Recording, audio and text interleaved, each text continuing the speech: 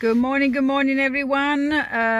Here it's nice calling you, doing a live here from the UK.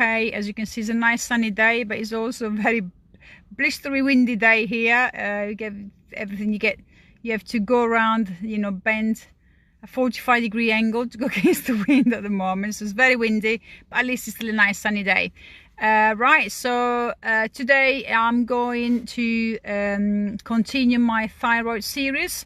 I've done, hi Catherine, I've done other lives about thyroid, covering all different parts, all different aspects of it.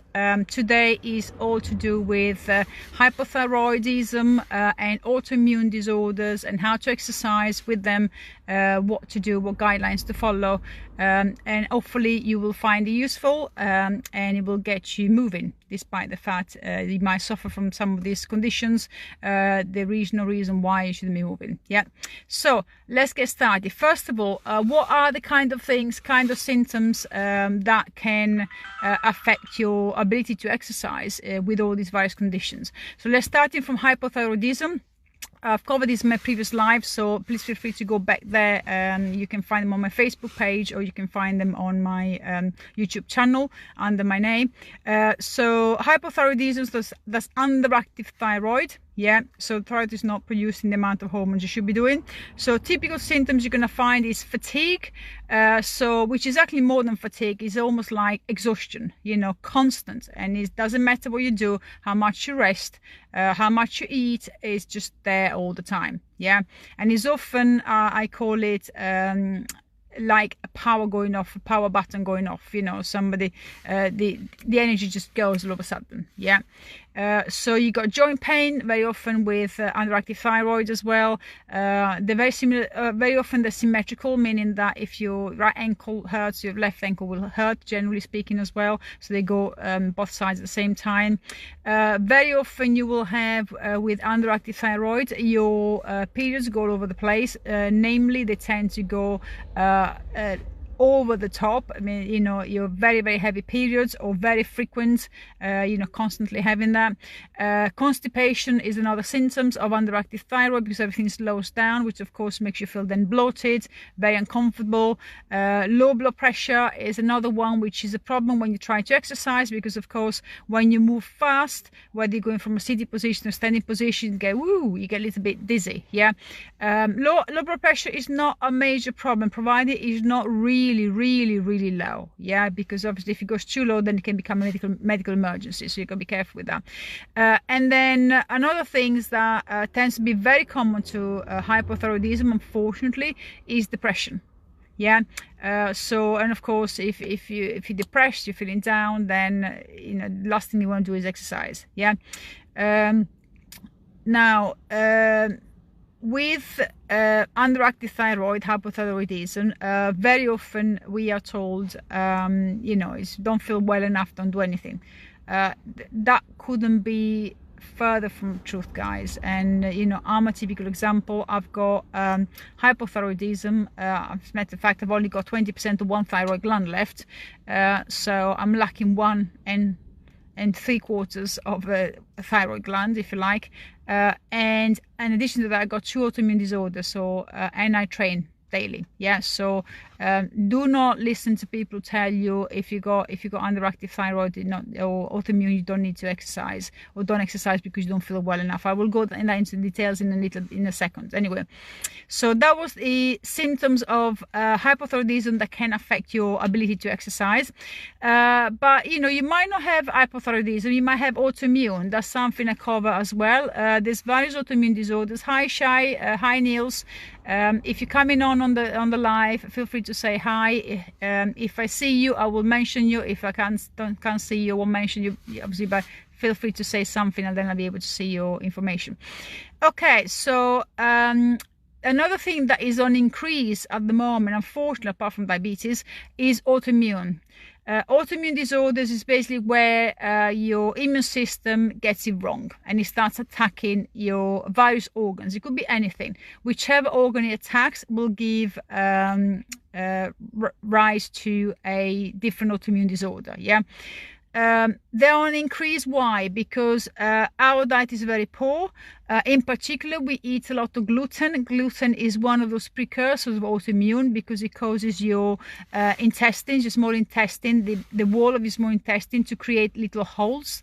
So it breaks them basically, and through the holes, the food particle goes through and is in the bloodstream, causing the immune system to attack. And unfortunately, because gluten is very similar to a number of organs in structure of our body, then the immune system literally gets confused, attacks the gluten in the bloodstream, then it starts attacking different organs. Yeah, so that's one reason why autoimmune is on the increase. Autoimmune is also linked to stress levels, adrenals not functioning properly because they're always stressed. And that's obviously, we live a stressful life these days. We've forgotten how to unwind, because we're always on the go, and that is another thing that causes autoimmune increase. So what I'm going to do today, I'm going to cover 3 of the main autoimmune disorders that are the most widespread, if you like, give you an idea what the symptoms are, and then I'm going to go on to the exercise guidelines to what to do if you have either hypothyroidism or any of the autoimmune disorders. So one of the common autoimmune disorders is called lupus. What does lupus does? So obviously the immune system is attacking your organs as well. In this one, like it happens in every autoimmune. What are the typical symptoms of lupus? Well, generally speaking, you can identify lupus quite easily in respect that you've got a typical rash. Is a little, they call it a butterfly rash on your cheeks. A little tiny rash that never goes away. Doesn't matter what you do. And especially you will have flare-ups, period when you're going to be fine, a period when it flares up, which of course is down to lifestyle and nutrition. And with lupus, the typical symptoms you get are a very severe abdominal pain, joint swelling, anemia. So that is where there's less oxygenation in the blood, iron deficiency, and that you feel exhausted with anemia. Unlike with the hypothyroidism, with lupus you tend to have high blood pressure, and we all know what high blood pressure does. If it's not controlled, it puts you at risk of heart attacks. So it's called a silent killer, so you got to be aware of that. And you also get severe headaches with lupus. So these are all very symptoms that if you got lupus, and trust me, you will go to the doctor if you get all these symptoms, because you know something's seriously wrong. And like with other autoimmune disorders, it's not there all the time. There are flare-ups, so the periods when the symptoms get extremely bad, periods when they come down. And as I mentioned to you, it's down to how bad your diet is, and also how bad your lifestyle is, how stressed out you are, how much sleep you get, how little sleep you get, and so forth.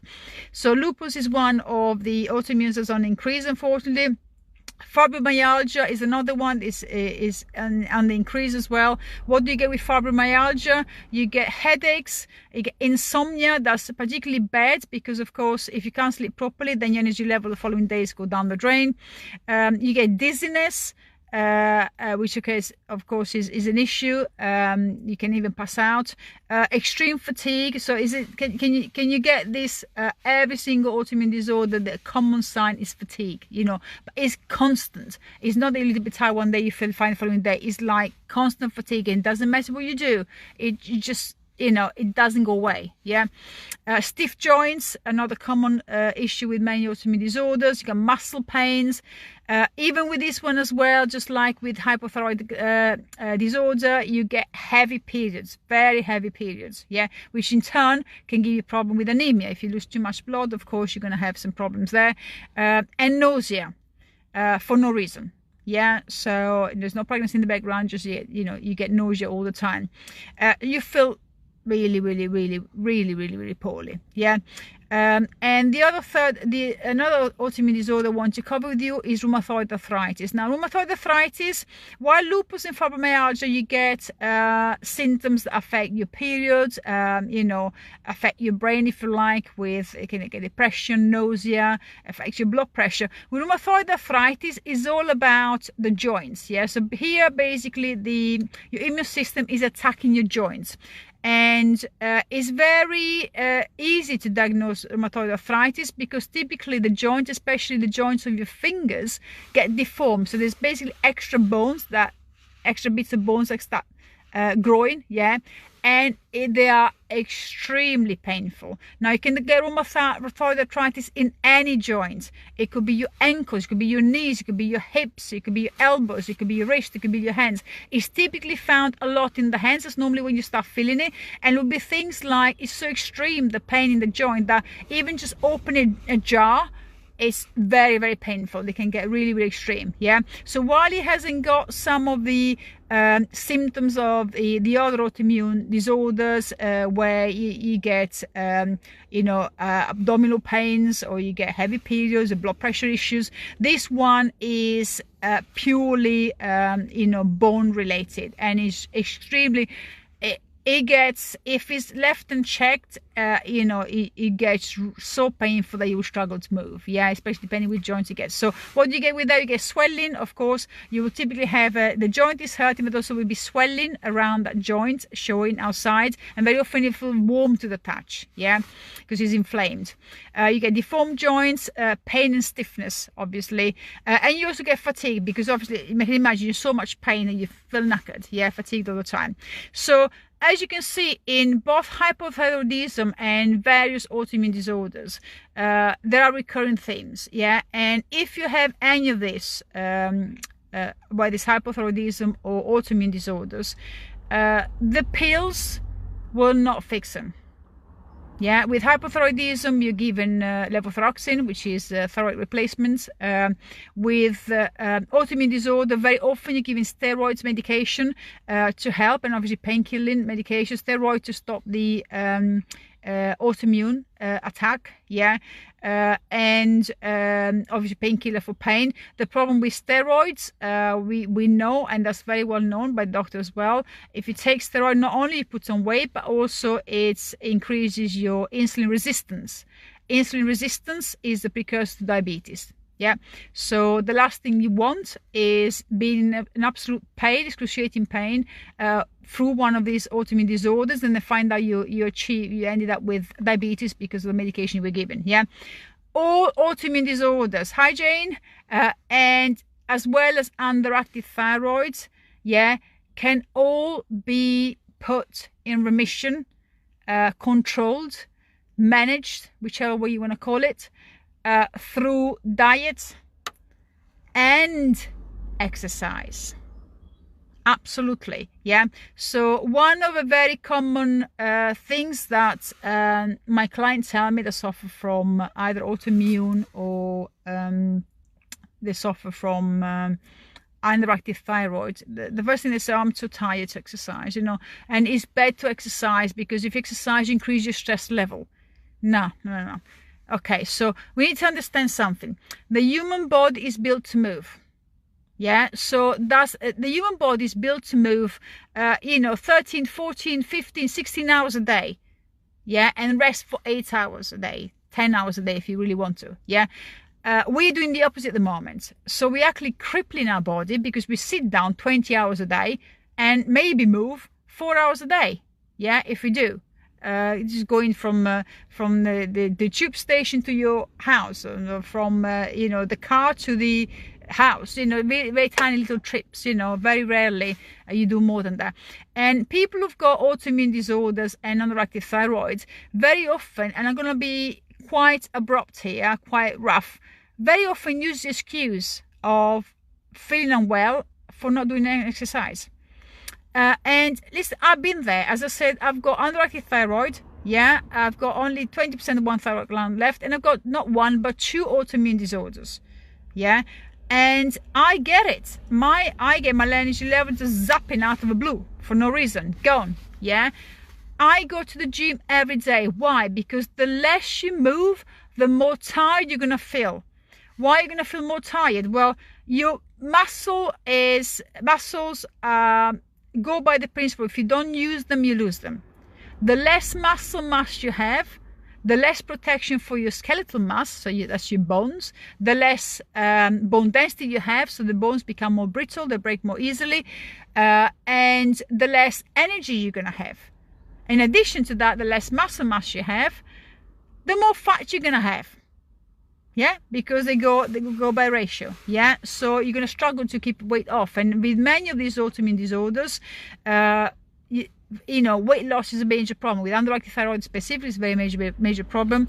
But very often people who've got an autoimmune disorder tend to be overweight already, so the body's in high state of inflammation, and you know, by not moving, you just making things 10 times worse. So however, you have to understand, as I mentioned, some of the autoimmune disorders like lupus, well, underactive thyroid has got the opposite, but lupus has got high blood pressure, as you know, very common symptoms of that. So you have to be aware of what you can and what you can't do safely. Yeah. So what would I say? What are my guidelines? Now, if you suffer from any autoimmune disorder, and you have blood pressure issues, if it's high blood pressure, first thing you gotta do before you decide to exercise is take your blood pressure, because a normal blood pressure is 120/80. If you got high blood pressure and you're not on medication, you know, the moment you go above 140/90, that you're classed as high blood pressure, hypertension. If you're not on medication, then you really got to start thinking, what am I going to do? Because as you exercise, your heart rate goes higher, your heart is to pump blood to all the muscles that are being used at the time. Yeah, that puts the heart under extreme stress, which is good stress, because the heart is a muscle, needs to be exercised as well. However, if you've got high blood pressure, the heart is already under stress, you know, through high blood pressure, pumping, and that could cause problems. Yeah, so if you have an autoimmune disorders, whether it's lupus, fibromyalgia, or rheumatoid arthritis, double check your blood pressure before you do any serious exercise when you want to increase your heart rate considerably. Yeah, make sure your blood pressure is fine. If your blood pressure medication should be okay, however, I'm saying you should, if your blood pressure medication have not been reviewed for quite some time, you may well not be okay, you know, so double check that.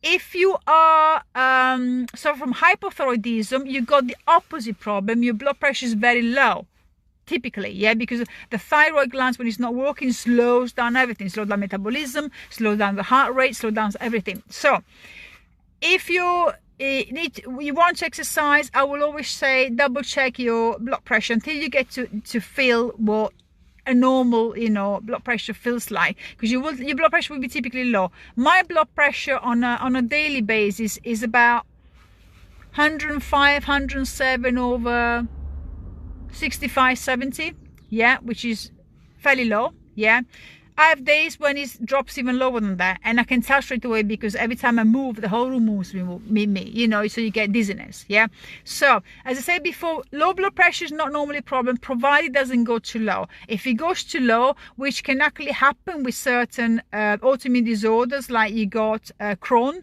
and you know, Crohn is an autoimmune disorder of the intestine. Yeah, so with that one, it can affect your blood pressure considerably, and it can become medical emergency. Obviously, when you're at that level, your blood pressure is that low, trust me, exercise will be the last thing you're thinking about. So if you get up, you're feeling a little bit dizzy, a little bit, you know, weak, you know, just check your blood pressure. If your blood pressure is too low, then I would say just forget it, you know, don't go and exercise. Usually give you a chance for your blood pressure to go up, get some fluids in you. Yeah, it could be dehydration issue, or maybe just go for, once you feel a little bit better, go out, have a little walk. Yeah, just near your home, so you don't go too far out, just to make sure you're okay. But once you check your blood pressure and assume your blood pressure is fine, then you need to move. So the guidelines are ideally 2 to 3 sessions of resistance training. So that's what the weightlifting, resistance band, whatever you want to call it. Yeah, so the session can be any length. Yeah, so it depends on how well trained you are, or it depends how, if you're totally newbie and you're suffering from an autoimmune disorder or underactive thyroid, you feel like crap, then you need to build it up gently. So maybe start, if you're somebody who's quite new to resistance training, then start with 30-minute session. Yeah, so you can do body weight exercises, you can do squats, you know, you can do tricep dips, you can do press ups, you can do crunches, you know, abdominal things. You can use a resistance band if you're at home, or little weights if you're at home. If you got access to the gym, go into the gym and do use some weight. Now, I would say when you're first starting, and especially if you're not 100%, which you wouldn't be if you suffer from autoimmune disorder or from underactive thyroid, I would say don't go for heavy weights. Initially, stick with machines if you're new to exercising, so the chances of you hurting yourself are very minimal. You're not lifting dumbbells over your head and drop them on your head. Yeah, and go for lighter weights but more repetitions, so maybe 20-30 repetitions but lighter weights, so you get your body moving, your muscle starts moving, then and your heart rate goes up and is more manageable. Yeah, and in most of those exercises you're sitting down, so you know, even if you leg press, you know, it's not you've got nowhere to fall. Yeah, if you're somebody who has you know, trained for a number of years, or somebody who's got some experience, maybe you go to classes every now and again, then you can push yourself more. So do higher weight, you know, moderate weight, I would say, where you can do the kind of weight you can do 12 to 15 repetitions. Yeah. And if you're somebody like me who's I've been trained for, you know, God knows, I don't want to say, I might give my age away here, over 20 years, then you know, the sky's the limit. Yeah, you can lift as heavy as you want, and you know, and even do more than 2 or 3 sessions a week, definitely more than 30 minutes at a time. I do 6 sessions a week, or 7 sessions, and I train anything between an hour to an hour and a half, depending what I'm training, what body part I'm training. Yeah, so as I say, you're new to exercise, or maybe you've been recently diagnosed with an autoimmune or underactive thyroid, and you're still trying to adjust your body to the medication. If you put your medication, maybe start with 30 minutes of resistance training, so weightlifting or resistance bands you can use, or you can use a body weight if you want. 30 minutes 2 to 3 times a week at least. Yeah, if you are somebody who's got some exercise experience, then you can push it further. You can do 45 minutes to an hour 3 times a week, with moderate weights. And if you're somebody who's been training for a long time, even with various medical conditions, provided you know you're under control and you feel good that day, then push the boat out. Yeah, okay, go a little bit further.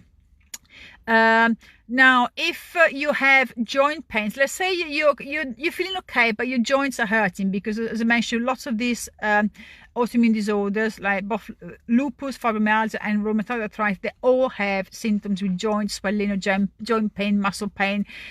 So if you got joint pain, the best way to do it is always go lightweight and then more repetitions. Yeah, if your joints are hurting, the last thing you want to do is load them with lots of weight. It's going to make it worse. Yeah, so it's important you follow that, and also don't go for fast. Yeah, when you train, that is regardless whether you suffer from anything. The muscle works only while you're doing the movement. So when you reach the end of a movement, when you reach the bottom up part and lower part of a movement, yeah, the end and the beginning of a movement, the muscle is relaxed. So there's no point you going boom, boom, boom, boom, boom like that. Yeah, because that's gonna give you, if you've got joint pains, the joints are gonna be fat completely. Yeah, so it is about slow count. The minimum count 2, chew up, chew down, or count 4, even better.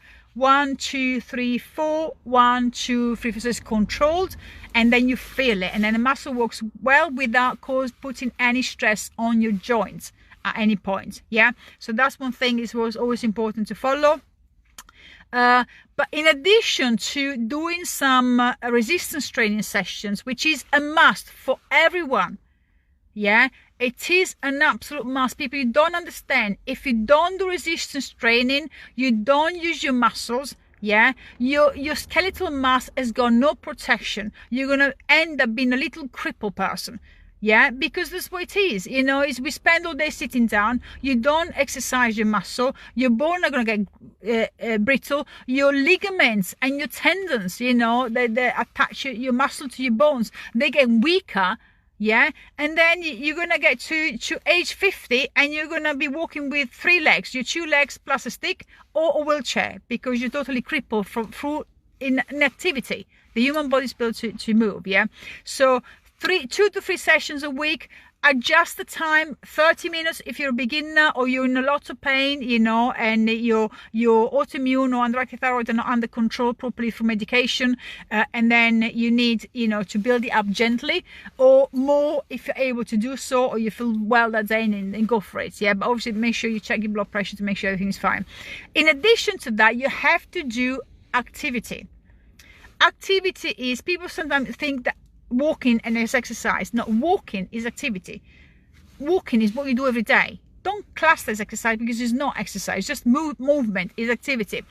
So other things that work for activity: swimming, walking, yeah, things like going to a nice yoga class, do a bit of stretching. It doesn't have to be exhaustive, yeah? So activities, getting your bones and your joints and your muscle, everything moving, yeah? So because it's as important to maintain mobility and flexibility and suppleness as it is to maintain a good muscle mass, yeah? They're all important at the same time. So every single day you should dedicate at least, and this is the bare minimum, these are the UK government guidelines just for health, yeah? So now if you got autoimmune, you're already not healthy, so you should be doing more than that, you know? But again, going with the pain levels that you're suffering at the time, you know, how you're feeling. 30 minutes a day of activity. So whether you're going for a walk, you got a dog, just go for a nice walk. Whether you go for a nice gentle swimming session, I'm not talking about, you know, swimming for time, yeah, so that you're sprinting through the swimming pool. No, it's just gentle. Remember, this is what we call active recovery. So you're recovering from, you know, the week, and recovering from maybe the previous workout you've done, with resistance training you've done, but you're staying active. So gentle swimming, walking, gentle cycling, going for a nice bike ride in the countryside, you know, 30 minutes minimum every day. Yeah, even longer if you can, it would be ideal, but you know, go by what you can do, yeah? So those are the guidelines. 2 to 3 resistance training sessions a day, regardless of what autoimmune you have or underactive thyroid. Staying still is not an option, yeah? Trust me, I've been there. You know how many times, hi Darren, how many times I go to the gym and I'm having one of those days where my thyroid is just not gonna play with me, yeah? And I'm absolutely exhausted. What do? I still go to the gym. I might not be doing, you know, might not be striving to reach my personal best on my weights. I'll do lighter weights, or I'll go, you know, for an hour on the Stairmaster and I do cardio, yeah? But I do something. I don't just do nothing, yeah? So the idea is you have to tailor the exercise. You have to do the exercise, but you have to tailor it alongside the way you're feeling. So as I said, autoimmune disorder will flare up. You're up and downs, very often based on your diet. And when you have a bad day, the autoimmune is flaring up, your joints are going to be hurting, you're going to be feeling like crap. You know, you may have very, very heavy periods. It's the last thing you want to do is go to the gym. But, you know, there are ways, you know. You may be nausea, you know, you might be, if you got insomnia, you might not slept very well the night before, so you don't feel very well. Doesn't matter, just go out. You know, go for a nice power walk for 30 minutes, yeah? So do activity that raises your heart rate, because that's what you want to do. The heart needs to be exercised as well. You need to keep some fitness level in your heart as well. So you need to do something that raises your heart rate enough to count. And how do you determine whether the heart rate has been raised enough? Well, let's put it this way. So you are breathing quite fast, yeah?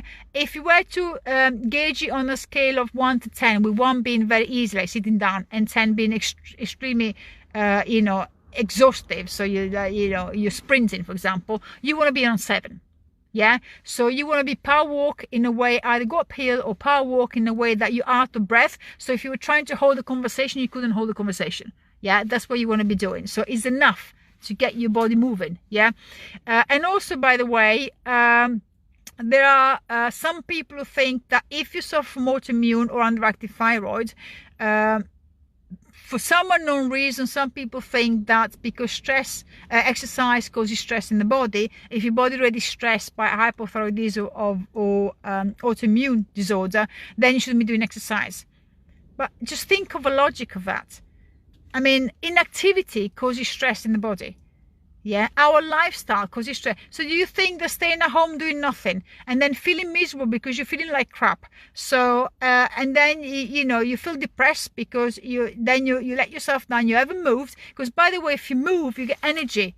Yeah, so it makes you feel better moving. You release those good hormones, serotonin, the feel good hormone. Yeah, the happy hormones. You release when you feel better, lift your mood.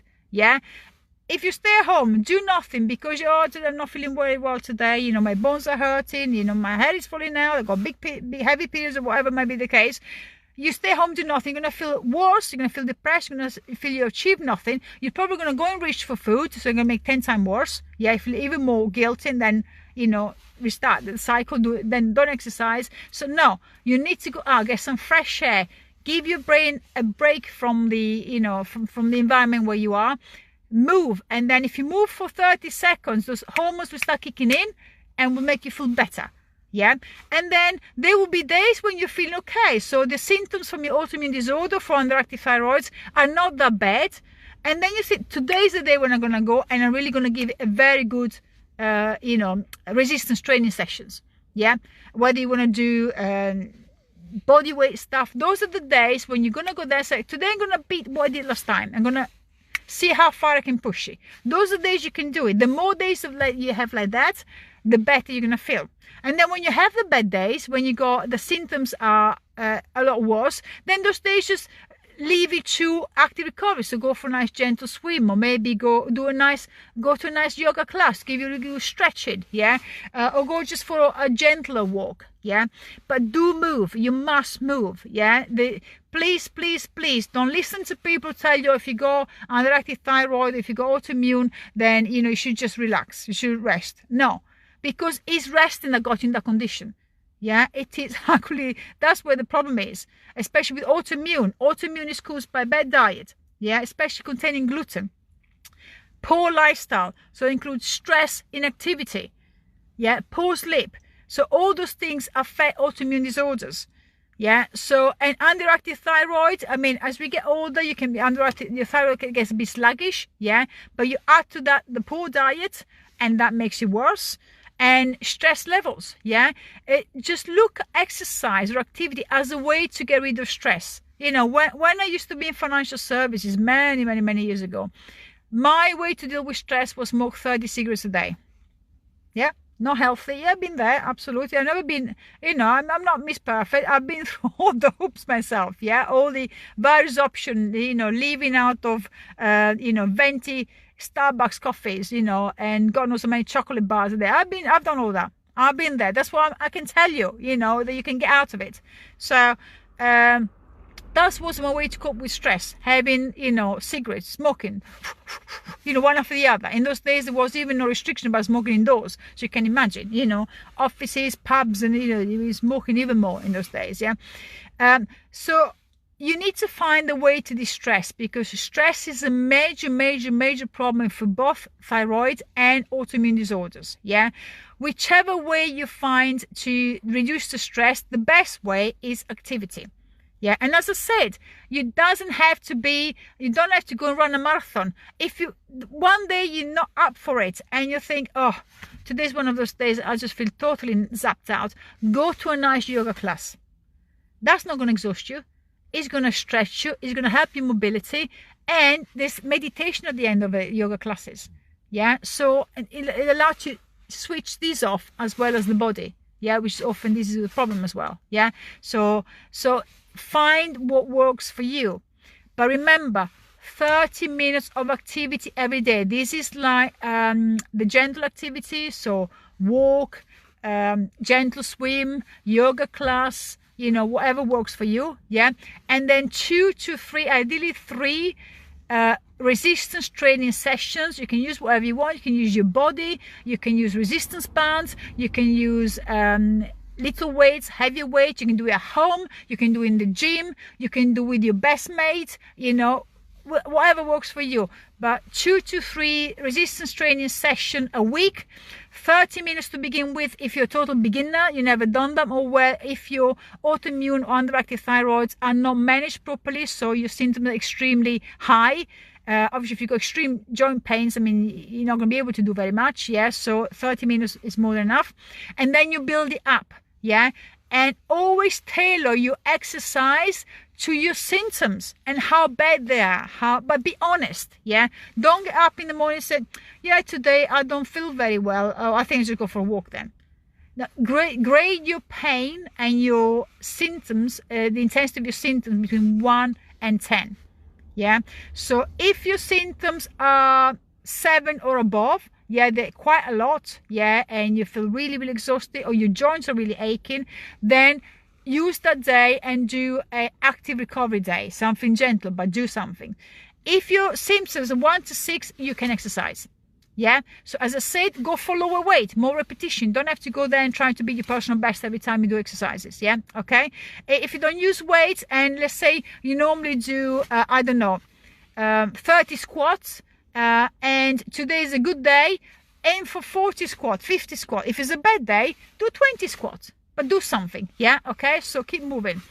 Right, so and of course, if you need any help, guys, this is what I specialize in. I do specialize in hypothyroidism. As I say, I've got it myself. I've got autoimmune versions as well of that. I specialize in autoimmunity. I specialize in diabetes. So if you need guidance in respect of what to eat, personally tailored nutrition plans, and also personally tailored exercise plan, regardless whether you want to exercise at home, whether you want to do exercise in the gym, whether you got equipment, you haven't got equipment, this is what I do. So I got online programs for that. So reach out to me, and I'll can have a chat with you and see what we can do to help you. I'll put the link to the exercise programs and nutrition exercise plan for hypothyroidism and diabetes, and also work for autoimmune, in comments at the bottom of this video. I'm trying to keep it as short as possible, because sometimes I go off on a tangent. I'm here for 3 hours, so I appreciate people haven't got time to watch long videos anymore. But I do hope you find this helpful. So the bottom line is, regardless of whether you got underactive thyroid or whether you got autoimmune disorders, yeah, first thing, safety first. Check your blood pressure. Make sure blood pressure is not too low or too high to exercise. Yeah. And number 2, make sure you do the exercise. Adjust the exercise, both the how long you exercise for, and what type of exercise you do, based on your symptoms on the day. But be honest with yourself. You know, gauge what your symptoms are, you know, honestly. So give yourself a honest score, if you like. Don't use an excuse not to exercise. And no, exercise is not a problem for hypothyroidism. So yes, you have to exercise. Resistance training as well as daily activity are a must. We're sitting down on our backsides for far too many hours, yeah, and we're crippling ourselves by doing that. And that's not decreasing our stress, it's increasing our stress levels. Yeah. In addition to that, we're eating far too much for what we're doing activity-wise. We're doing nothing, most people. Yeah. So we need to rectify this. And then through correct diet, exercise, and lifestyle changes, yeah, then you are able to put all of this condition in under control. So manage them in remission. You can never cure autoimmune disorders, by the way. Once you got them, you got them. It's like type 2 diabetes. However, you can put them in remission, meaning that you can never ever have any symptoms if you follow, you know, strict guidelines in respect of lifestyle changes, and most importantly, nutrition changes. Yeah. With thyroid, it's slightly different, because if you're hypothyroid, so your thyroid is not working, it depends. If your thyroid is not working because it's just gone sluggish, but you still got 2 full functioning thyroid, yes, absolutely, you can put that in remission and you can get that working properly. Yeah. If you have, like me, you had 80% of one thyroid removed and the other one was destroyed by your immune system through autoimmune attacks, then you know, you're never gonna be in remission. You know, you only got 20% one thyroid working as opposed to 2 fully functioning thyroids. Then you need to rely on medication. But I've managed to more than half my medication, yeah, in the last 5 years, just through nutrition, correct nutrition and exercise. And I've only got 20% one thyroid left. So yes, it can be done. And by the way, I'm menopausal as well, so that adds to the problem. Yeah, so it can be done. It requires discipline, and most importantly, it requires being honest with yourself and putting the effort in moving. Yeah, exercising, moving, and eating the food that's right for you. So, you know, whole foods. So get rid of this crap, sugary crap, processed food. You know, there's no gluten. Oh my God, gluten. If you can do one change to your life that will affect both underactive thyroid and diabetes as well, for the matter, and autoimmune, is get rid of gluten. Stop eating gluten. That thing is pure, you know, disaster when it comes to your gut lining. It destroys it, yeah, and it causes all sorts of inflammation, all sorts of problems. So you don't need to have gluten. Gluten is a must. If one thing you learn about nutrition is get rid of that from your diet, yeah.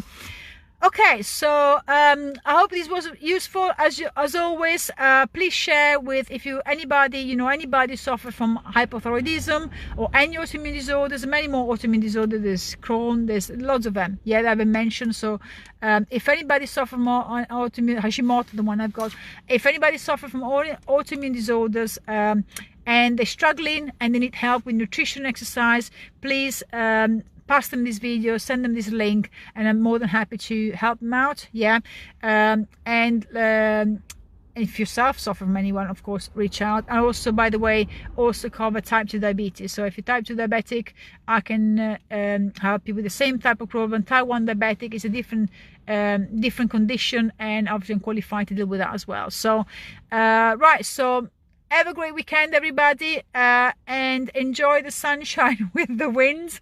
It's not a good day today for hair, I tell you. It's going to be a very bad hair day with the wind we got going on. But hey, at least we got sunshine going, so it's not wind and rain. It will be the worst possible combination. So great weekend, everybody, and I'll speak to you next week. Next week I'm gonna be talking more about diabetes. Yeah, I'm going to start the diabetes series, cover a few more bits about diabetes, and every week I'll do a little live like this, covering different parts of issues that people hopefully will find helpful, in the hope to try to get the message out there that you know, there are things you can do to get control of your body again, yeah, to get back the control that you need and your health back.